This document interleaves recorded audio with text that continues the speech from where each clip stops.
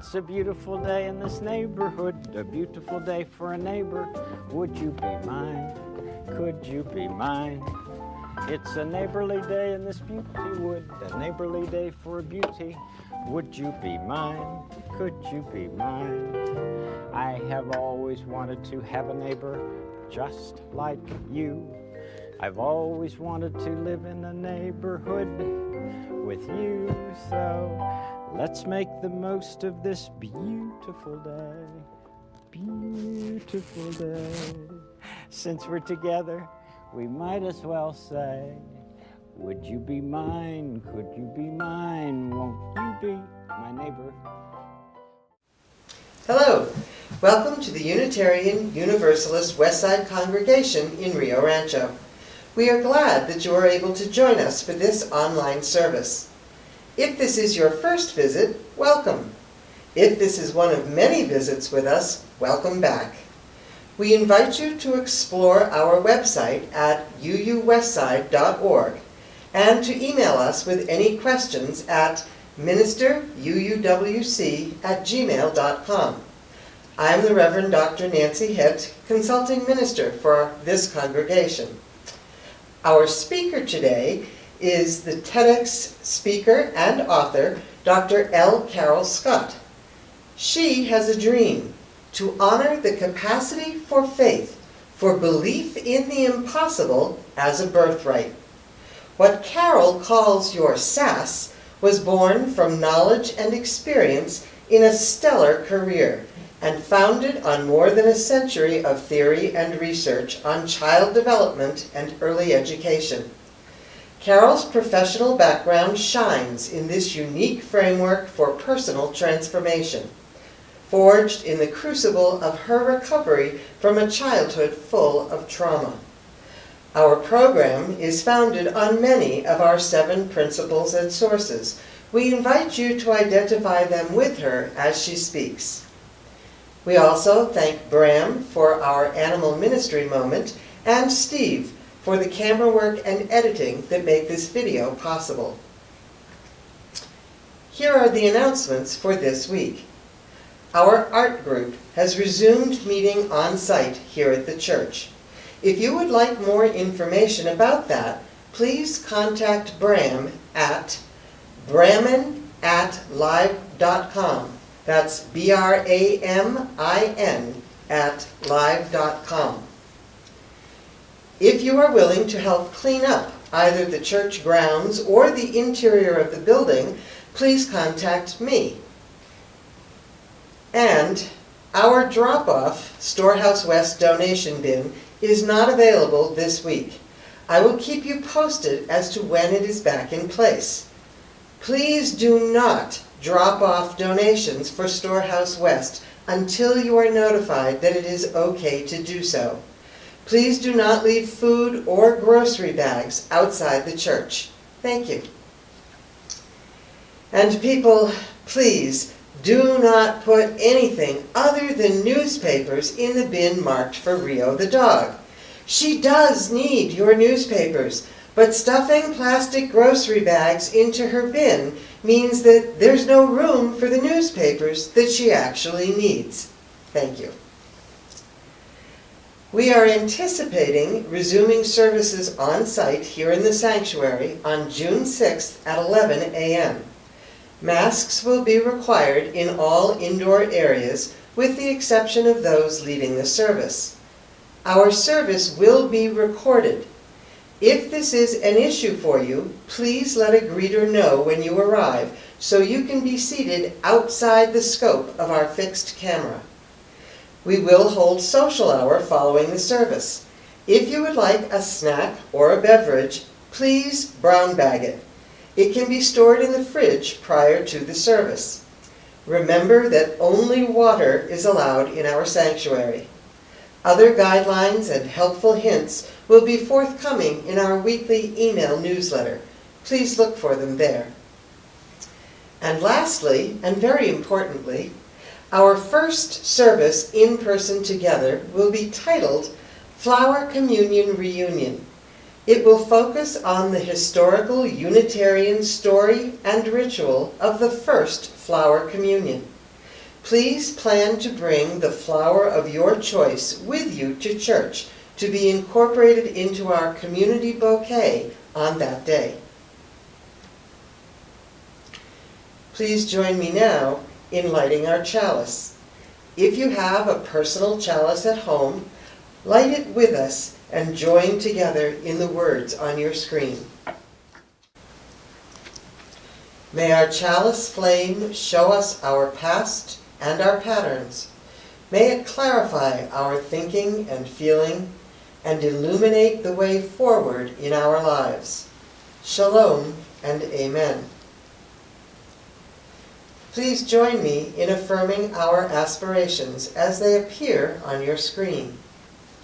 Life is a gift. We gather in community to celebrate the glories and the mysteries of this great gift. In the light of truth and in the warmth of love, we gather to seek, to sustain, and to share. Love is the doctrine of this congregation. The quest for truth is our sacrament, and service is our prayer.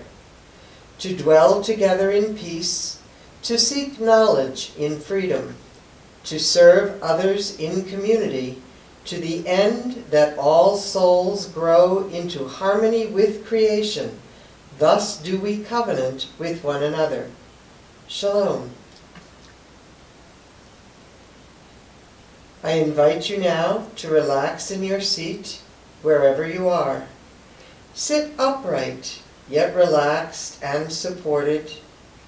Uncross your ankles, knees, wrists. Let your mind go blank. Set stray thoughts aside for another time. Focus your attention on your breathing. Breathing fully and deeply. In and out. Expanding your belly as you breathe in. Exhaling completely through your nose. Breathing in and out, and in and out. Let yourself sink into the rhythm of your breath and into the blankness of your mind's eye. Let an image appear, one that speaks to you of who you are, the essence of your being. It may be a snapshot from an earlier time, or a special symbol or sign that defines you. It may be a visual image, or one of sound, or taste, or motion, or a mixture. Focus your attention on this image of your true self. Examine it closely. Revel in who you are. Relax into it.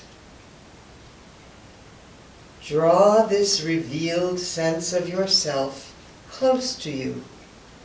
Take it in. Tuck it away in your mind and relax once more into your breathing. Breathing deeply in and out, and in and out. Begin to sense your whole body more clearly, breathing your way back to the here and now. And when you are ready, open your eyes. Shalom. It is our custom to share our joys and concerns when we gather together. Our joys are multiplied and our concerns are supported and held in love. If you have a personal Joys and Concerns candle at home, we invite you to light it as we light our last candle here. We light a candle of concern this week for peace and justice in the Near East. We hope that Israel and Palestine will be able to negotiate livable agreements for boundaries and relationships between them that will provide justice and safety for all. We light a candle of concern for the upcoming conversations and potential decisions about the issue of abortion. May the rights of all be upheld in compassionate justice. We light a candle of joy for our members who are returning from recent vacations after reconnecting with beloved family members and friends in other places. We light a candle of joy for all those who are fully vaccinated and able to be mask-free. We are grateful for the science that makes this possible. We light a candle of concern for all those who are not fully vaccinated and must remain masked to avoid contagion from the COVID-19 virus. We hope that they are treated with the respect and compassion their vulnerability demands. We light one last candle for all of the joys and concerns that remain unspoken in our hearts and minds. We light this red candle in honor of all the victims of racial violence. May it burn as a testament to our commitment to eradicate racism in all of its forms. Shalom. Hello. This is about honoring your animal spirit guides. Anything you do on behalf of the animal brothers and sisters will be looked upon very kindly by the spirit world, especially by the spirit animals. Thanking them at each and every opportunity through prayer is subtle, but a very powerful way of honoring them. Donating your time, energy, and/or money to any reputable animal rights or environmental organization whose mission is in alignment with your ethics and philosophy is an active way to give something back to the animals. Intervening in any way when you know of animal brother or sister that's being mistreated scores high as well. Now this is a little dog and he's in a car. He's got his head sticking out the window.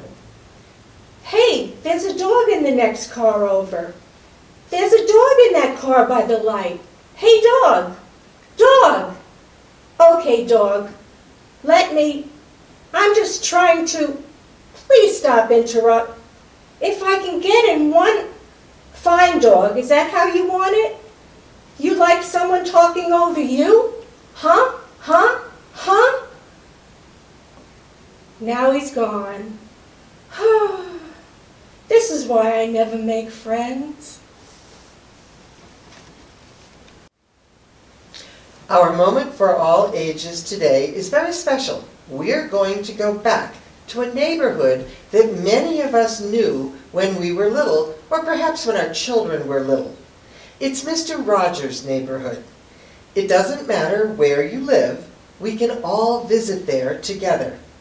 We're going to go back in our memories to the things that Fred Rogers taught us about ourselves and about living together.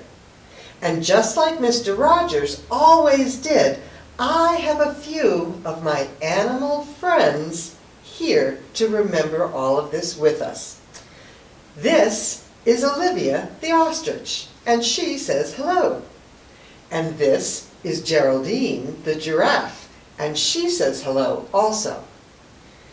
So you notice that there are some things that Olivia and Geraldine have in common.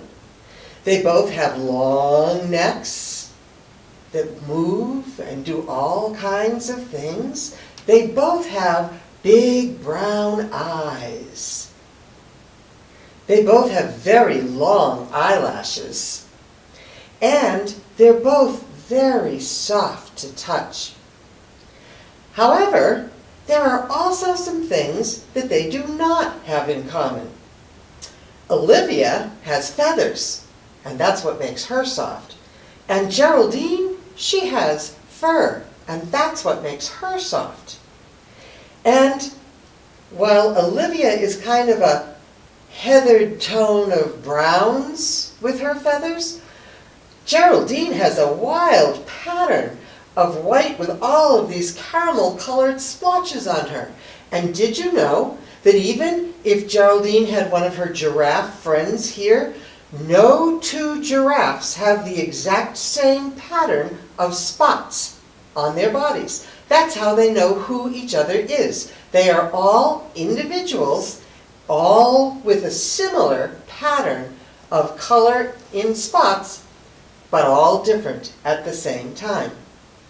So even though they share some of the same features, they are each unique and each uniquely wonderful. One of the things that Mr. Rogers used to tell us all the time was just how special every single person is. And to remind us of how he emphasized that, I'm going to read you a poem that we found that Fred Rogers wrote for children about that very thing. It goes like this. I can put on a hat or put on a coat, or wear a pair of glasses, or sail on a boat. I can change all my names and find a place to hide. I can do most anything, but I'm still myself inside. I can go far away, or dream of anything, or wear a scary costume, or act like a king. I can change all my names and find a place to hide. I can do almost anything, but I'm still myself. I'm still myself. I'm still myself inside. The end. Once again, we thank you for your continued support of our congregation, for the funding that you have pledged, for the time and energy you have committed to getting our facility ready to use again, to the shared hopes and dreams for our future. We thank you. We could not be Westside without you. Shalom. Good morning. I am Dr. L. Carol Scott, and I bring you the SASS, Self-Aware Success Strategies, that you should have learned when you were a little bitty kid. So if you could know everything you needed for happier, healthier, more fulfilling relationships that bring you more joy with less struggle, how much would that be worth to you? Would you invest a day to learn it? How about a month? A year? You know, more than 40 years ago, Robert Fulghum wrote the book, All I Really Needed to Know I Learned in Kindergarten. With great respect to this incredibly successful book and to its fine author, Mr. Fulghum only got it 14% right. That 1 year of kindergarten gave him exactly 1/7 of what he needed to know. Are you surprised to learn that we begin gathering our adult strategies for successful relationships on the day we're born? And that we continue for 7 years, finishing in kindergarten or first grade. And that's true. All of the theories and research on child development and early learning provide the evidence that during the first 7 years of life, we gain all the assets we need for a lifetime of happy, fulfilling relationships. Now I know that the purpose of this talk is inspiration, motivation, and affirmation, and not a lecture on child development. So here's your connection to inspiration? How much closer to spirit would you live if you really, truly, nearly always saw the inherent worth and dignity of every person? If you fully lived that first UU principle, wouldn't that mean that all your relationships with family, friends, and even coworkers were full of trust, healthy interdependence, joyful play, mutual respect and satisfaction, and all graced by acceptance? Can you imagine? What would your life of faith be like if all your human relationships sparkled with trust, healthy interdependence, joyful play, mutual respect and satisfaction? Can you imagine all your important relationships graced by acceptance of the truth of who we are? If they were, you could not help but also live the UU 7th principle of respect for the interdependent web of all existence. When you struggle with these spiritual principles, it's because your ego is telling you lies about yourself and your loved ones. And sadly, most of those lies were born within the window of your first 7 years. When we were born, each of us was beautifully and perfectly programmed to learn how to trust people and get along with them. And then life messed with our programming.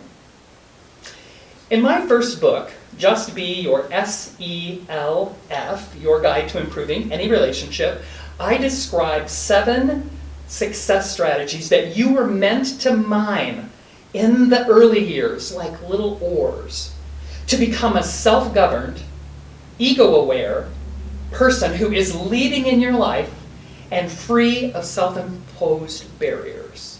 And SELF, self. Self-governed, ego-aware, leading, and free. Now, I call these gems your 7 self-aware success strategies, your SASS. Born with the raw ores of these 7 assets for your success, one of your significant jobs in your first 7 years was to mine these little ores, cut them to reveal their hidden gems, shimmering facets alive, and polish them to a brilliant luster. These metaphoric gemstones represent 7 assets you need to live well with others, to live knowing the first principle in your heart, and always acting from that heartfelt knowledge that you and all the rest of us have inherent worth and dignity. These 7 self-aware success strategies also give us every relationship tool we need to create a world that recognizes our divine unity, the interdependent web of all existence. And finally, these gemstones help us create a world community that embodies your 6th principle, the goal of peace, liberty, and justice for all. Yet most of us enter our middle childhood at 8 years without some or all of these 7 crucial assets. Few of us are offered the needed development do-overs to gain these capacities in our teens or in our early adult years. So here we are, all grown up and still not able to trust each other, to be truly interdependent rather than codependent, to relax and play fully, express the divine joy within us, to get along in life's sandbox, to accept one another as we are, and to encourage each other's spiritual growth. Now, I don't know about you, but I believe in miracles. And I believe in self-directed change in partnership with divine energy as the greatest miracle of all. Most passionately, I believe in the success of what I call development do-overs, whenever you decide to start them. You see, the raw ores of these 7 gemstones are still there, waiting for your attention.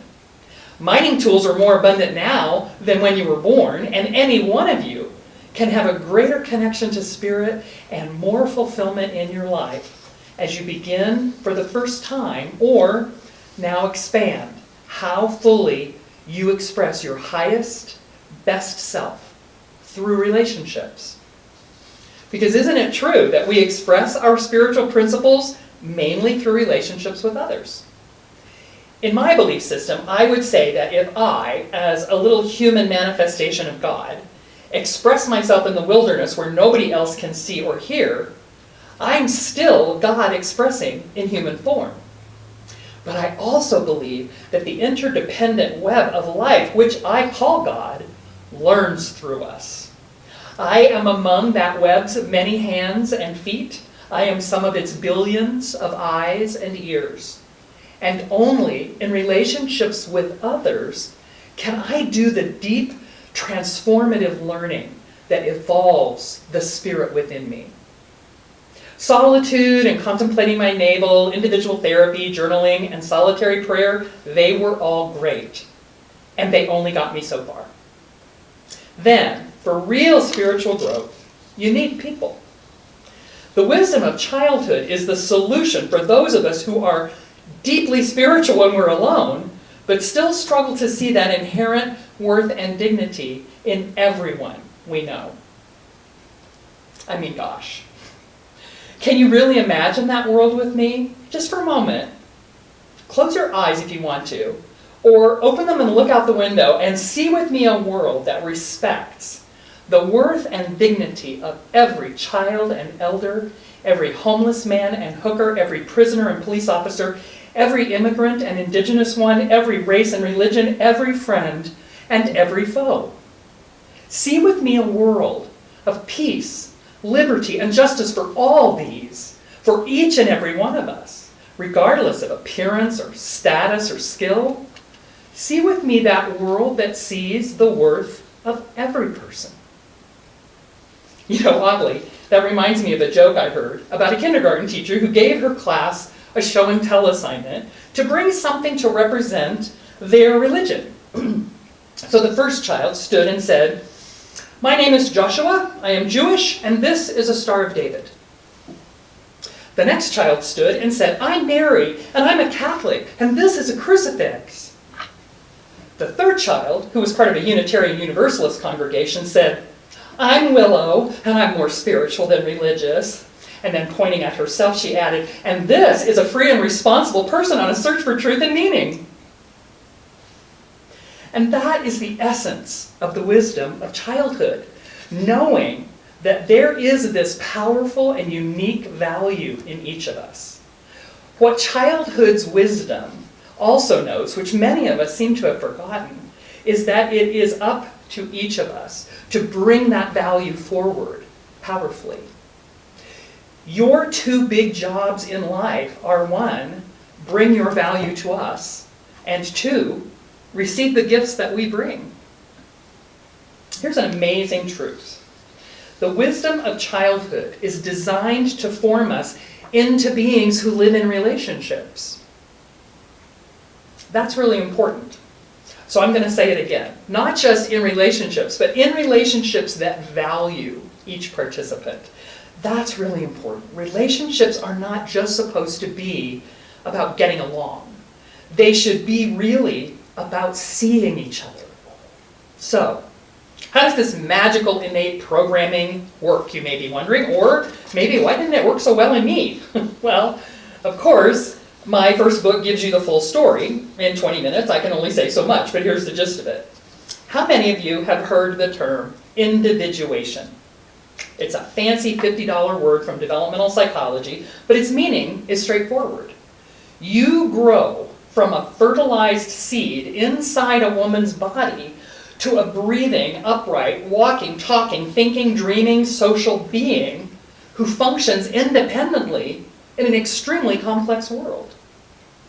Your transition from being a part of someone else to being an individual is the process. You do it through individuation. You individuate. It's a human thing. So as souls, we are united as divinity. As humans, we are individuals. And this explains why parenting is so hard. Parents are the ones being individuated from. Yes, that's not grammatical, I know, Mom. But you get the picture. The kids are playing hot potato with their parents' hearts and souls. They deflect their parents' identities like that toasted spud. Nope, that's not me.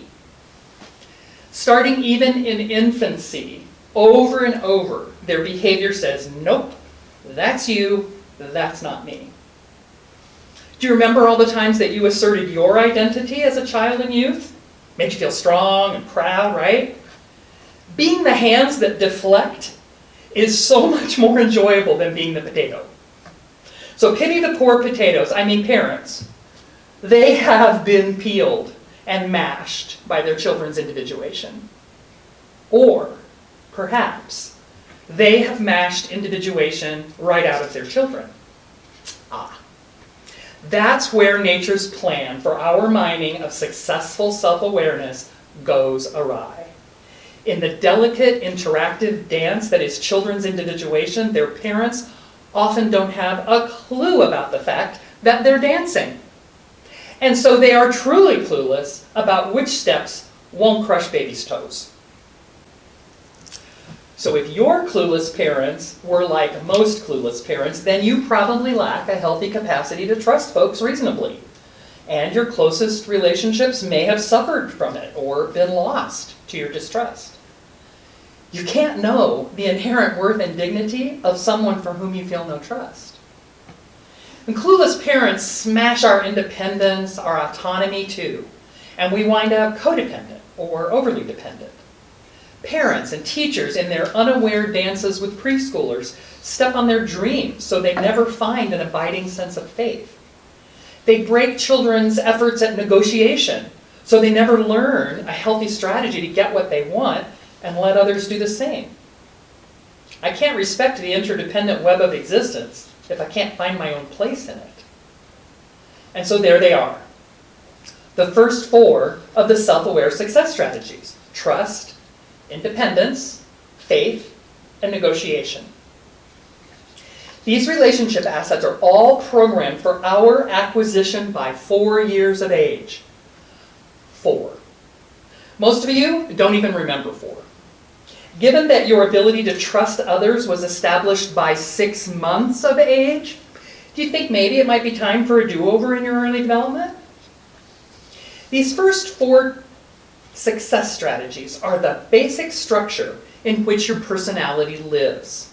Trust and independence are the foundation, and they provide the base on which to raise walls to faith and negotiation. And so you wind up with that little square that children draw to be a house, and all you need is the little rectangle on top, or little triangle on top. And that roof keeps out life's storms. So the final 3 self-aware success strategy are vision, compromise, and acceptance. And at 5, 6, and 7 years of age, we're meant to lock in our capacities, to set and achieve goals, to release our desire for 100% self-satisfaction in service to a larger community, and to live with the reality as it is. Vision, compromise, and acceptance form the little triangular roof on the safe home for whole personality. You see, we can't even begin to open our hearts to respect for our own dignity and worth if we cannot trust others to meet our needs. Can you admit that you have emotional needs and name them? That's the gift of trust, your birthright success strategy from 6 months of age. And can you be needy? Can you depend on someone else, surrendering your control? What about independence? Do you know who you are, what you want, and how you feel? Or are you more codependent, planning your behavior strategically to influence others' feelings or actions? Now that sounds odd, eh? Who would do that? Here's a perhaps familiar example for you. Have you ever heard yourself say some version of, "Oh, I couldn't tell her that, she'd get mad"? Or, "I don't want to get him upset"? How many times a day do you create a workaround to keep someone from having a feeling they might not enjoy? That's the very essence of codependence, and completely unnecessary with the self-aware success strategy of independence, your birthright SASS from 2 years of age. Now for the science nerds among us, who I'm guessing are many, and bless you, The original process for mining these gemstones is a series of opportunities pre-programmed, if you will, into our developmental milestones. We mature physically, growing taller and stronger. Over time, all our muscles work better, including those that control speech and pinching up small items, as well as those that hold our torsos and heads upright above a pelvis and moving legs. And then we learn stuff through repetition of patterns that others use to teach us. We learn the names of things, the expected behavior in various landscapes, and how to self-regulate emotional reactions, if we're lucky. Maturation, teaching and learning. Both happen together and reinforce each other. And then there is a third strand of development that makes these other two a strong braid. And that's the one in which we construct our own understanding of the world. Construction, as a developmental process, operates in both the social and physical worlds, and it's highly visible in interpersonal relationships, science, and mathematics. I know, I have watched children construct an understanding of physics principles while building with blocks, and I've seen them invent how to correctly solve two-digit addition and subtraction problems without anyone teaching them how to borrow and carry. I am not kidding you. Children constructing mathematics out of their head is the coolest thing I have ever seen. But that's another lecture, another day. Anyway, that's also the key to your SASS. The 7 self-aware success strategies all lie in that social and emotional realm. Constructivism is a crucial developmental process for creating a personality. Our maturation opens windows of opportunity, the mine shafts to these strategies as raw ores. And the environment provides us with the tools via teaching and learning. And then we use those tools to construct unique realities about who we are as people, how to behave toward other people, how to get what we want, and the level of our value in the world. This is the wisdom of childhood that is still available to us adults today. And here we are, back at your inspiration, motivation, and affirmation. It is never too late to reconstruct your understanding of how relationships go. Development do-overs are easier than the original developmental processes.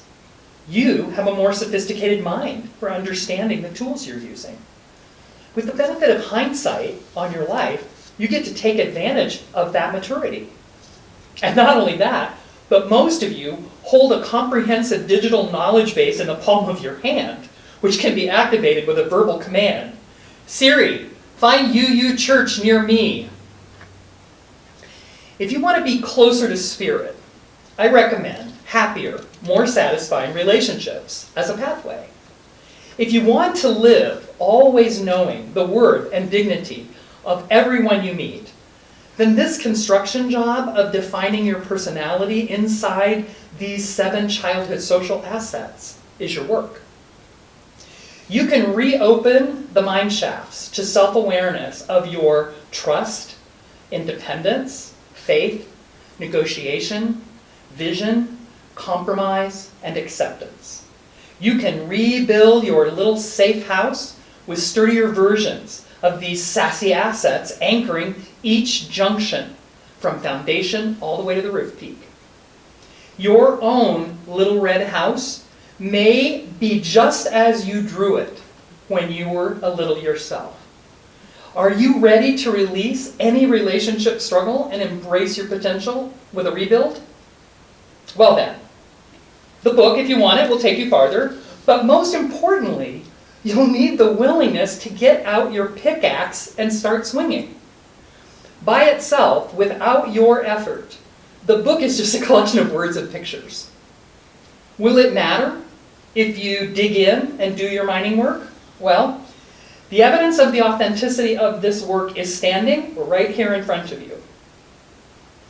I grew up with an alcoholic, sociopathic pedophile as my father. Physical, emotional, and sexual abuse defined my first 7 years and then created more than 2 decades of pain beyond that. I have done this self-awareness work along with therapy and other healing modalities to make myself as whole as I am. And frankly, I do the work still. Every day, I'm down here in the mine shafts next to the rest of you, believe me. Still getting sassier day by day. And because of that, I can testify that the work is worth it. My development do-overs were and sometimes remain massive. I've been working for decades on rebuilding my personality and its little safe, little red house. And I wouldn't give back a minute of the work on myself. I wouldn't give up my recovery, my miracle of co-created personal transformation in partnership with the divine. And it continues. Every day, my relationship with Spirit, experienced through relationships with people, brings me more joy than I ever would have thought possible.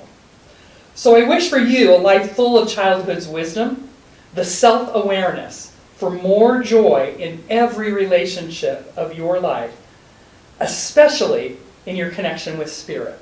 I wish you all the SASS. Namaste.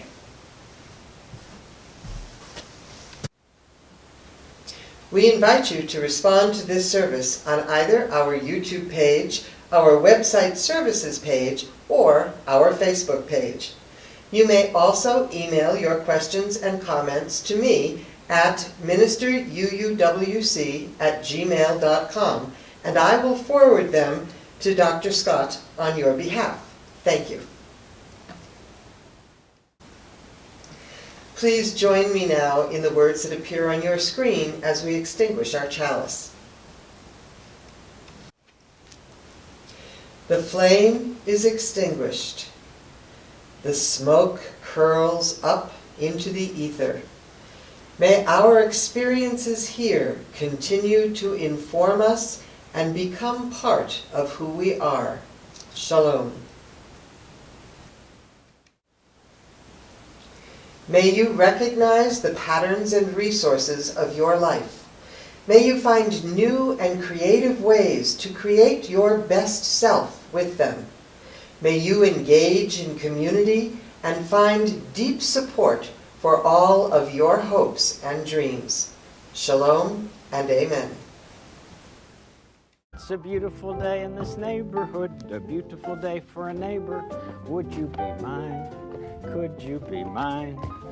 It's a neighborly day in this beauty wood, a neighborly day for beauty. Would you be mine? Could you be mine? I have always wanted to have a neighbor just like you. I've always wanted to live in a neighborhood with you. So let's make the most of this beautiful day. Beautiful day. Since we're together, we might as well say, would you be mine? Could you be mine? Won't you be my neighbor?